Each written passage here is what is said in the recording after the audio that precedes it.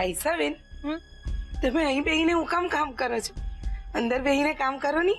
નહીં સવિતાબેન, અંદર નેટવર્ક નથી આવતું અને મારે ઇમ્પોર્ટન્ટ મેલ કરવાના છે. ઠીક છે, તમે બેહો. હું મારી બેનને ત્યાં રાંદલમાના લોટા તેડાવ્યા છે, ત્યાં જઈને આવું. હે? અરે વાહ, જઈ આવો.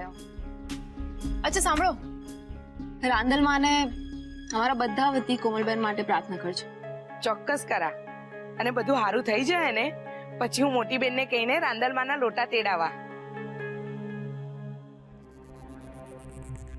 સાચી વાત છે, પણ સવિતાબેન, આપણે બધા તો કોમલબેનને બચાવવાના પૂરા પ્રયત્ન કરી લઈશું, પણ હવે બધો આધાર કોમલબેન ઉપર છે કે એ શું કરે છે. આઈ જસ્ટ હોપ કે કોમલબેનને ઘરેથી બહાર જવાનો વિચાર જ ન આવે. નહીતર આરવની બધી મહેનત ઉપર પાણી ફરી જશે.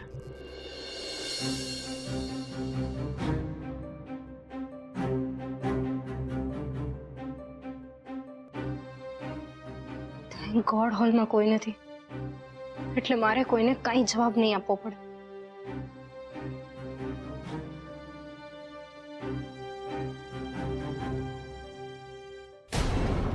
ઓ ગોડ, ભાભીની સામે ઘરની બહાર નીકળીશ તો એ મને પૂછે જ કે હું ક્યાં જાઉં છું અને શું કામ જાઉં છું. હું શું જવાબ આપીશ? જો કે બહાર નીકળીને પણ હું ક્યાં જઈશ, કારણ કે મિહિરનો ફોન આવે તો હું એને કહું ને, હું તારી સાથે દુનિયાના કોઈ પણ ખૂણે આવવા તૈયાર છું, તું બસ મને અહીંથી લઈ જા.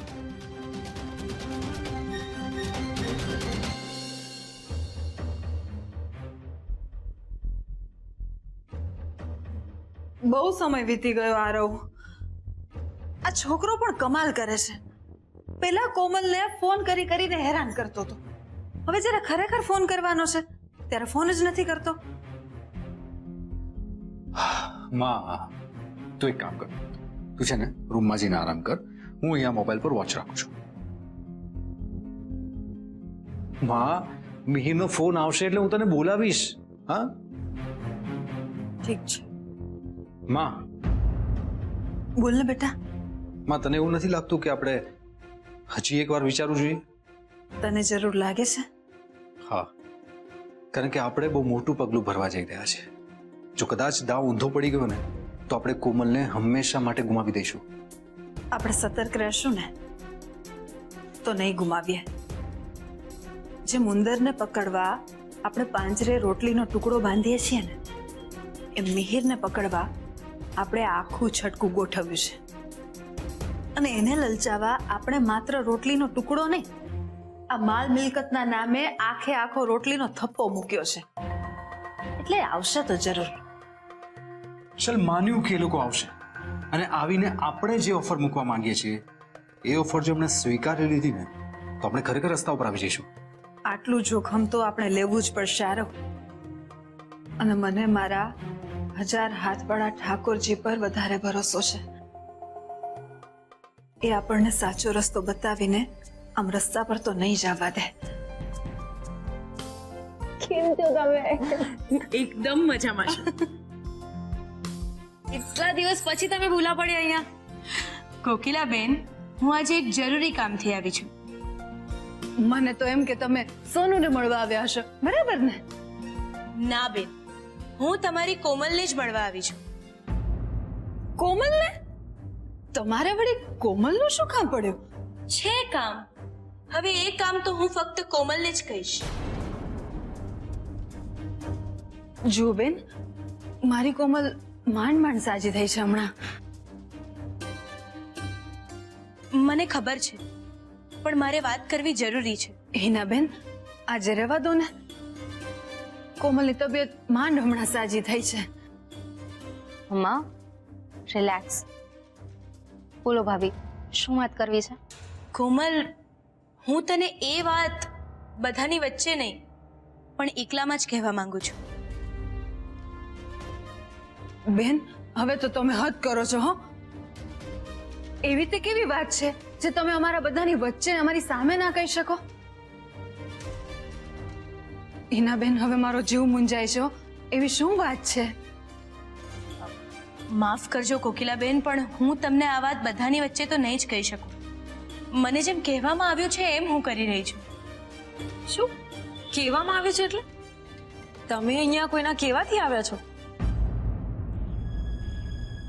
હા એટલે કોણ છે એ વ્યક્તિ, એનું નામ તો અમને આપો એટલે અમને ખબર પડે કે કોણે તમને શું કહ્યું છે.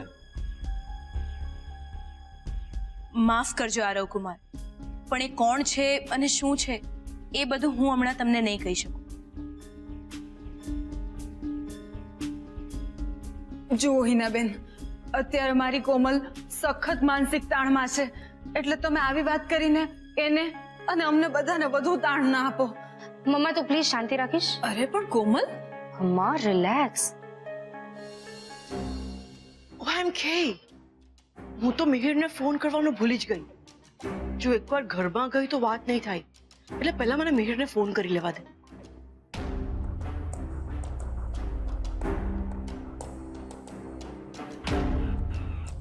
Hello hello Mihir, I am sorry, actually Aarav આવી ગયો ને એટલે મારે ત્યાંથી ભાગવું પડ્યું. હા બોલો, શું કામ હતું? મારે તારું કઈ કામ નથી, પણ તું હવે તારું કામ પતાવ. કયું કામ? કોમલને આ ઘરેથી તારા ઘરે લઈ જવાનું કામ. હવે તું કોની રાહ જુએ છે મિહિર?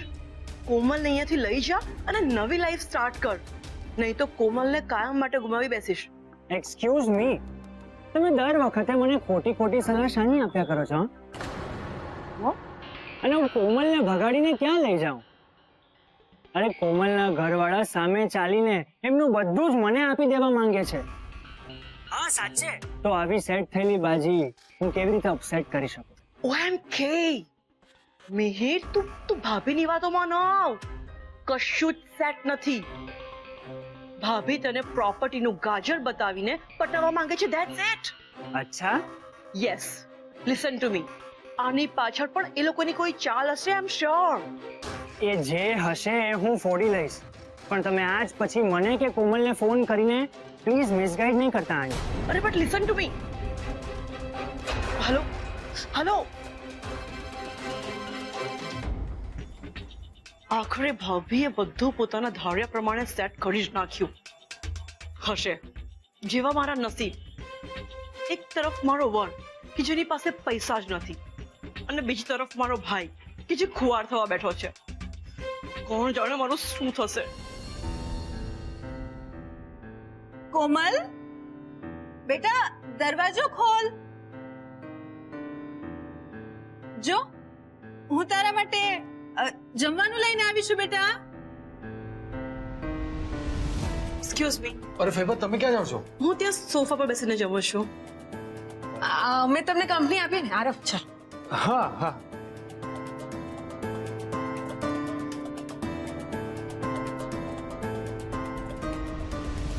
કોમલ, આ કોમલ દરવાજો કેમ નથી ખોલી રહી? હજુ સુધી સૂતી છે કે શું? કોમલ, દરવાજો ખોલ બેટા.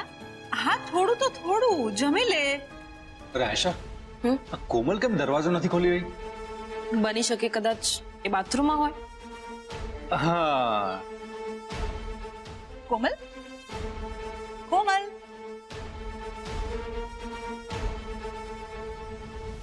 કોમલ દીકરા, બહુ વાર લગાડી દરવાજો ખોલવામાં. મને લાગે છે કોમલભાઈને દરવાજો ખોલી દીધો. હા, લાગે છે કોમલ ધીરે ધીરે નોર્મલ થઈ રહી છે. આ કોમલ ઉપર રૂમમાં છે તો એનો અવાજ કેમ નથી સંભળાઈ રહ્યો? ભાભી એકલા એકલા શું કામ બોલે છે? કાંઈક તો ગડબડ છે. માધુરી બેન, મોટી બેને કીધેલું ને કે કોમલબેન ને જમાડી લે, તો તમે શાંતિથી જમો ની. તમે કહેતા હોય તો હું જમાડું મારા હાથે. નો થેન્ક યુ, એની કોઈ જરૂર નથી, હું જાતે જમી લઈશ. મારે આ કોમલનું રહસ્ય જાણવું તો પડશે, જેથી મિહિરને ફોન કરીને બંનેને ફરીથી ભગાડવાનો એક ચાન્સ તો લઈ શકું. આરવ ભાઈએ મોટે ઉપાડે કહી તો દીધું કે પ્રોપર્ટીના પેપર્સ તૈયાર છે, વકીલ સાથે વાત થઈ ગઈ છે. એક મિનિટ, આખી વાતમાં એ પ્રોપર્ટીના પેપર્સ પર સાઇન કોણે કરી હશે?